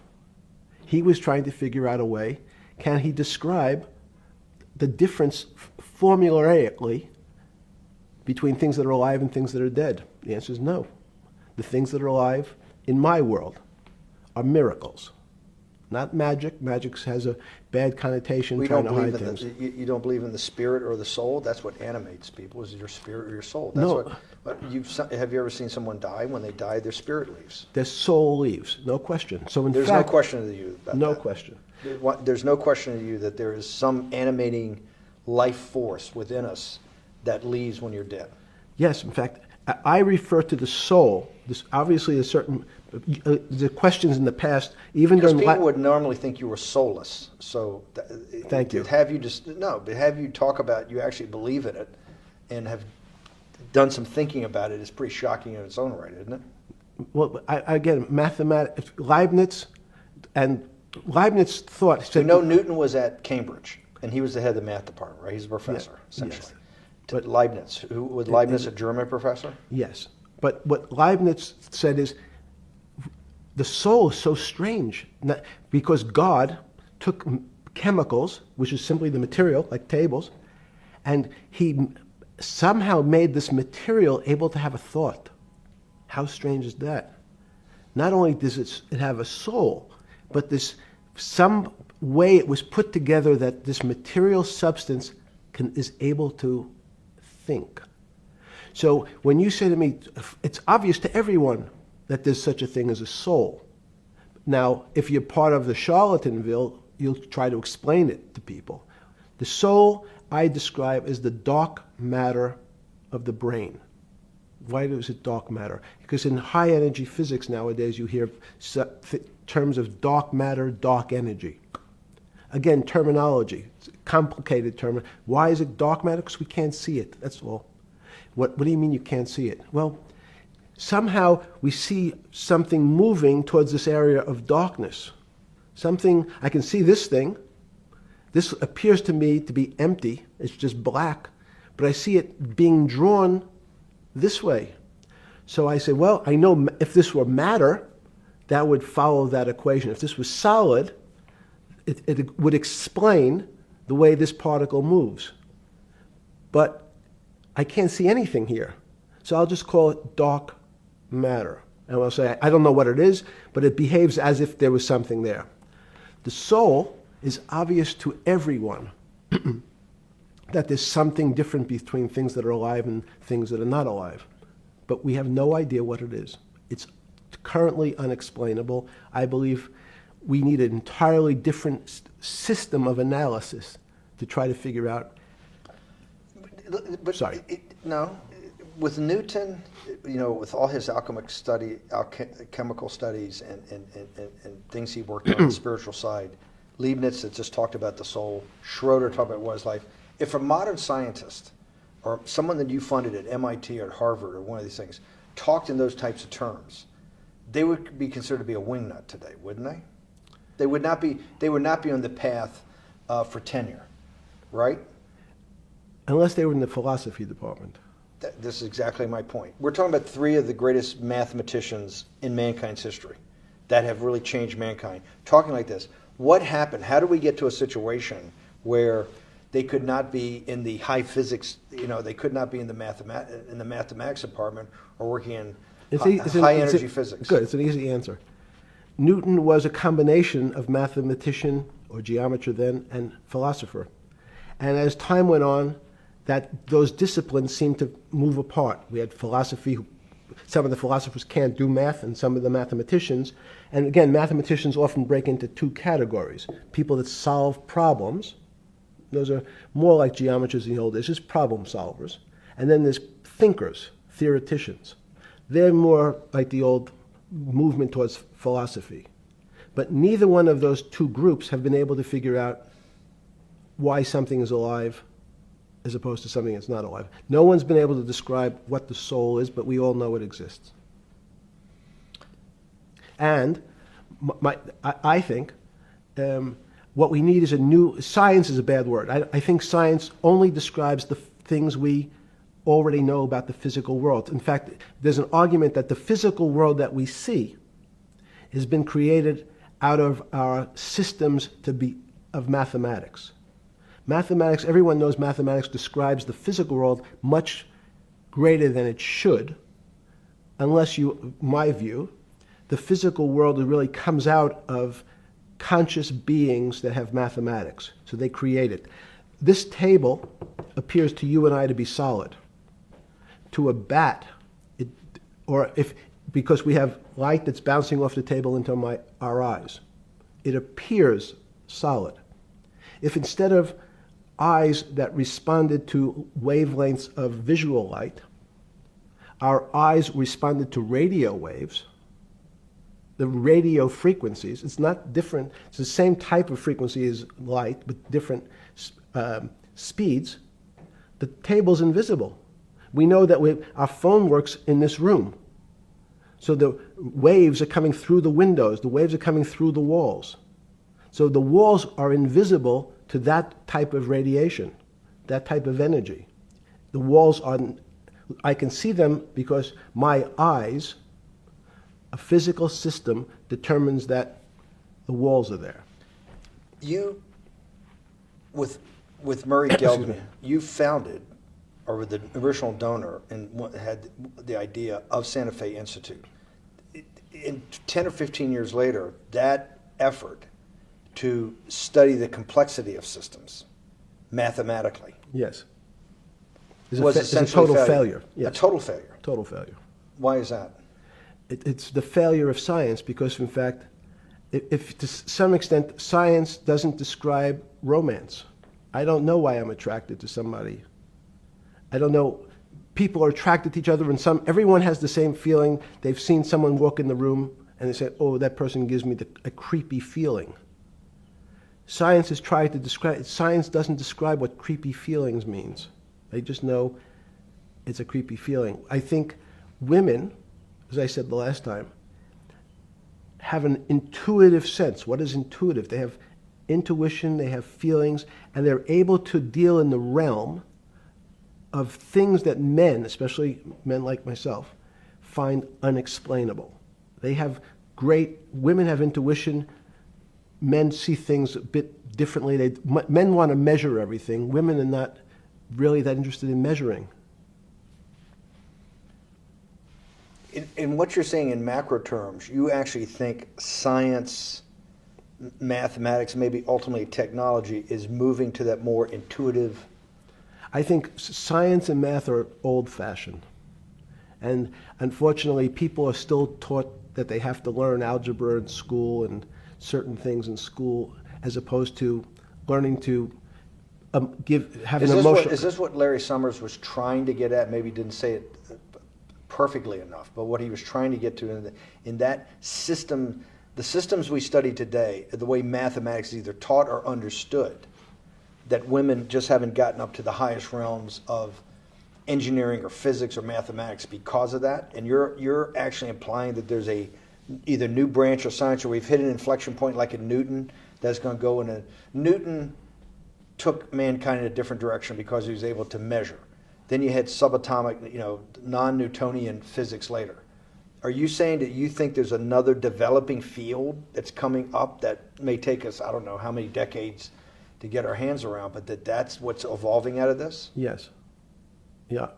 In fact, I think that mathematics, it's not the end of science. Every year someone says it's the end of, we can't discover everything. There's lots to discover with relationship to the physical world, but we know a lot already.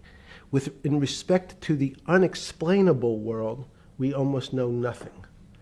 Women, again, sense it. And instead of Larry Summers, I won't digress too much, but Howard Gardner early on said, there's not one form of intelligence. It's not mathematical intelligence. There's emotional intelligence. There's kinesthetic intelligence. There's this argument that I reject that black people are less intelligent than white people. It's not true. We know, for example, that if I was in the forest and I had to run from the lion or figure out a way not to be eaten, and my competition is a local African, I'm the one who's getting eaten because they have the intelligence to deal with their local environment. So it's just different. It's not better, it's not worse, but there's many differences amongst different types of people. And so people have different intelligences, and they excel in some intelligences usually and less so in others. When did it come to, because the world of high finance is a world of pure reason, or is it a lot of emotion and gut checks and on trading desk and central banks when these decisions get made? Is it that high church, like the high church of science of high energy physics, or is it as much emotion that comes in as much as the mathematics and the reason? It's a great question. I think if you talk to really experienced and successful traders, and you ask them how they know what's going on, they can't give you an answer. They don't know. They feel it. They can feel the way the market's moving. They can feel the way the stock's moving. And that these are not very well-defined terms. It's difficult to put in mathematics terms, how did I feel it? You could look back and make guesses what I was seeing. But great traders feel it and then act on their feelings. That's the difference. Many people feel it but are afraid because they want a mathematical justification before they take that next step. When you first got on the trading desk at Bear Stearns in the late 70s or mid 70s, were you shocked by how little actual understanding of mathematics that the traders comprehended? Yeah, well, again, we had a Texas Instrument calculator. Most stockbrokers, especially before 1975, if they were good stockbrokers, could add. That's about it. They could multiply. If you could multiply, you were already in the top 15% of stockbrokers. Stockbrokers simply meant there's a story. When I went to the first person, I had no money. And I said, how much money do you make a year? And he said, $400,000. I said, impossible. I'm making $10,000. That's probably more than your family had made in his entire existence. Yes. And he makes that in a year. I said, what do you do? And he said, it's too complicated for you to understand, which is what the main thrust of Wall Street people, they want to tell you it's too complicated. Because if you understood that that person was simply, he had a brother-in-law, in fact, in this case, who ran the pension fund at General Motors. His brother-in-law would call him and say, buy 1,000 IBM. He'd hang up the phone, he'd write it out on a ticket and walk it to a window. That was his entire skill set. Hello, write what my brother-in-law says, walk it to a ticket window. Give me an example when you were on the trading desk in the early days of Bear Stearns of a time that you felt either complete uncertainty or you saw total panic, where something was happening that people couldn't foretell and that they were like in an airplane cockpit where it's going wrong. Walk us through that. In 1978, I think it was, across the news wires, there had been a collapse of the currency in Thailand. On the other side of the world, had no relationship to me. I wasn't sure where Thailand was. But the fact that a currency, a country's money, had all of a sudden dropped tremendously in value, affected the rest of the world's markets. And people panicked because they'd never seen that before. A very small part of a very complex system had a shock throughout the whole system. So prices on Park Avenue apartments, the bond markets, the stock markets, every started to gyrate. You know, there's an old mathematical expression that if a butterfly wings in Mexico make the wrong turn, it spins out, and eventually, by the time it gets to Canada, it turns into a tornado. So these are part of complex systems.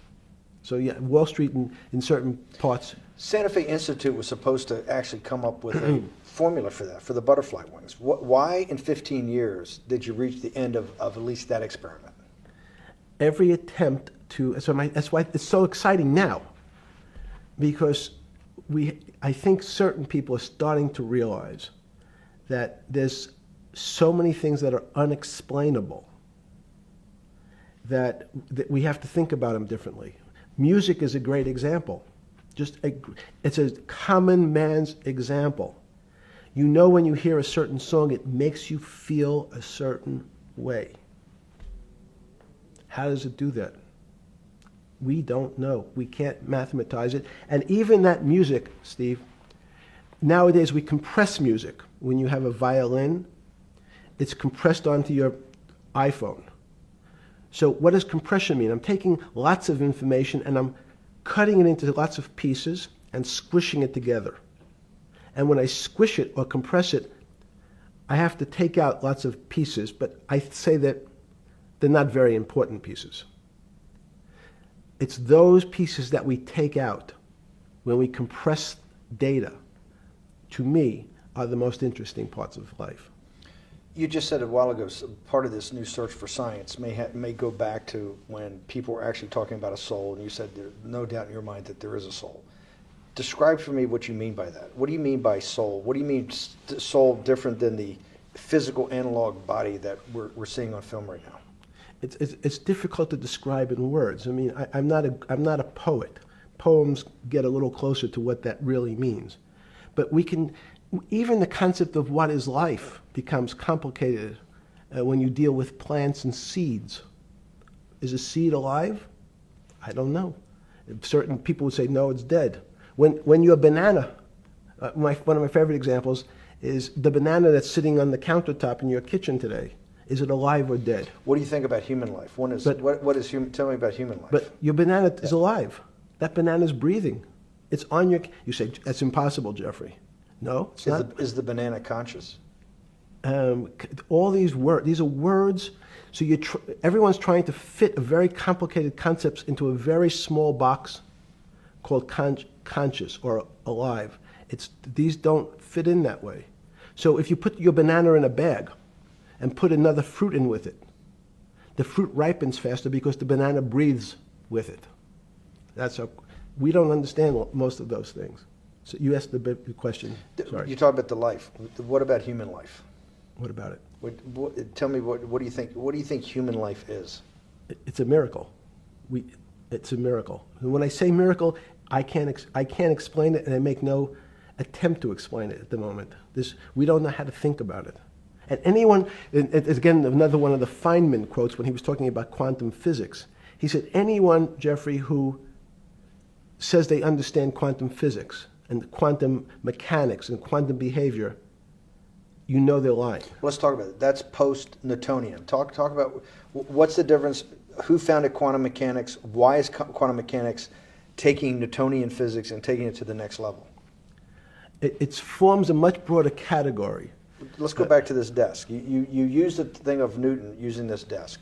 Why can't Newton's theory explain everything? Why did subatomic quantum mechanics or quantum physics have to come in to explain this? Well, so let's go right back to square one. Why is it called quantum physics? So quanta is a word that simply means packet, small amount. So it's quantized. So we recognized, when we recognized that this table appears, another very complicated word, solid to us, it's really made up of molecules or atoms. And atoms, we've given lots of names to what some of the behaviors. If you were in school, when you and I were in school in the 50s, the model was a little center thing in the middle, and an electron went around and around it. It was seen as a ball that went around and around it. And as we started to look at, say, well, let's see what this ball looks like. I want to be able to examine that little thing called an electron. We found that there was nothing there. There wasn't the thing. It was simply a cloud of energy that we can call an electron. So we already started to see mysterious things as we go into very super small quantities, quantum physics. So quantum physics started to go into the very small, and at very small distances, we see things that we can't explain. We just cannot explain. How am I doing on time? 4 minutes. Fine. And to summarize, no, sorry. Let's go back to human life. When do you think human life starts? It's not these. So you see, this is the question. You're asking me to measure something again. It's the disease. It can't be measured. You just hate making commitments. That's why I'm not married. I'm peeling this onion back a layer at a time. All your bullshit and happy target can't be measured like that. Is that to say measure it's a commitment. You don't even like a commitment when you answer a question. I don't know. As they say in golf, commit to the shot. I don't know what it means to be measured. You do know what it means to be measured. You're one of the leading currency traders, hedge fund guys, or stock market financial wizards. You're in the high priesthood of high finance. You certainly know how to measure. That's why you're a billionaire. Any other answer besides that is total and complete bullshit, and you know it. I know very few things. You know things can be measured. You measure every day. You weigh and measure every day. You weigh and measure people. You weigh and measure leaders. You weigh and measure economies. You weigh and measure politics. It's a very good. You weigh and measure. You weigh. Hang on. Your whole life, in fact, is measuring. So what you've now done is a great thing. Is you've used the word measure, a mathematic term, in the common vernacular and abused it. So I don't even recognize what it means. It's so abusive to my field. Why? And let's go to that. In mathematics, measure means what specifically? There's no specific. It's an approximation, or giving something a number. Einstein said, we're not asking you to go to the 9th decimal point. You didn't say that before. No, you're not going to the 9th. I don't even. What if I say measure how tall are you? You'd say in your case 6 foot. 6 feet. But is it 6 foot 1 inch? Give or take, between 5'11" and 6 feet. But what's that? But I want. So the question is, I want an accurate. I got Zeno's paradox. I don't even know what it means to measure you. Am I measuring the top of your hair, the top of your skull, and the finer, the more you're being rabbinical. This is like I shaved my beard off. I used to be rabbinical. No, my point is, isn't that going through the Torah where you're parsing every definition? No, so however we broadly define measure, your life literally is about measurement, is it not? It's about putting numbers on things so that I can try my best. That you can call it whatever you like. If Well, that what do makes you feel better. What do you know? No, Because I I'm wanna trying make to you relate it happy. back to your scientific inquiry. No, even a number. People don't. A number is a complicated When did thing. you come? When did you come to this When did you come to this aha moment? Was when it was in your solitary confinement, when the biggest financial crisis in world history was going on, in your 7x9 jail cell with your metal bed and your two brushes because you were a trustee with the brown uniform on, trustee spelled wrong. Is that the moment of clarity that you had about science and Newtonian physics and everything that we can measure is really not going to be the way we go forward? It's going to be much more esoteric, emotional intelligence thing. Was that your moment of clarity? I wish it was, because it would make such a great story for this interview, but it's not. It's the fact that I lead such a privileged life to come across. But when did you? If it didn't happen then, when did it? Or did it happen before? I was going to hopefully get to the. Okay.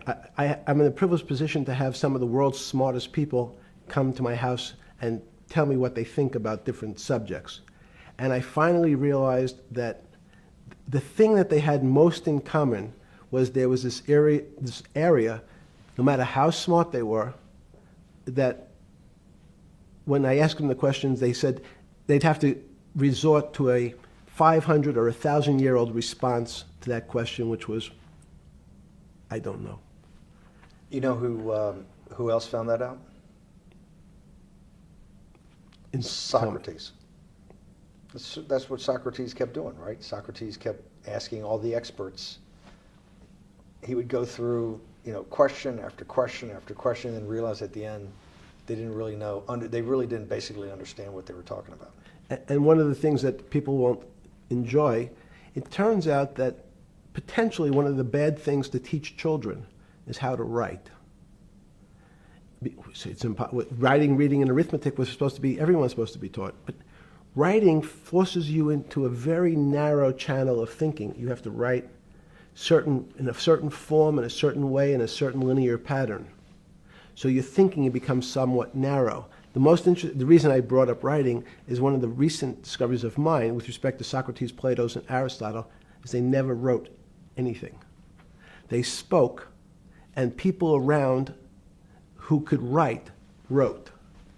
Socrates could think. So that was... Jesus of Nazareth was the same way, right? Never wrote anything. I thought he was a carpenter. He was a carpenter. Didn't he need like a little carpenter's tonight? I don't want to get that. But at least his written record. Right. One last thing. Sure. Thank you for having me to your house.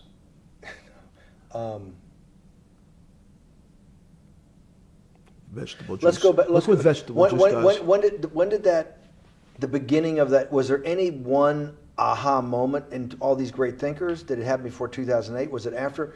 That came up over, I know, many years, but when did you actually realize, hey, something new's got to be developed? Yeah, that's great.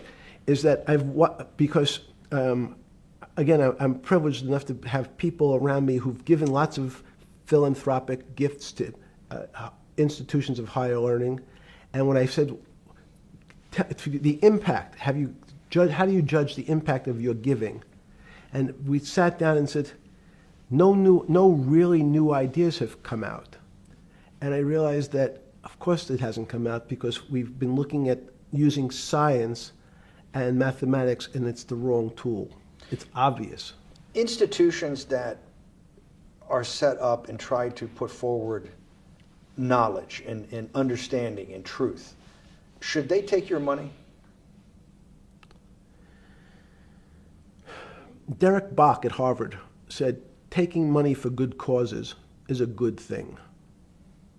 So if Hitler took all the gold out of the teeth of the Jews and said, I want to give this to Heidelberg University to fund the Leibniz chairs so that I can study high energy physics, Derek Bach would say that was fine?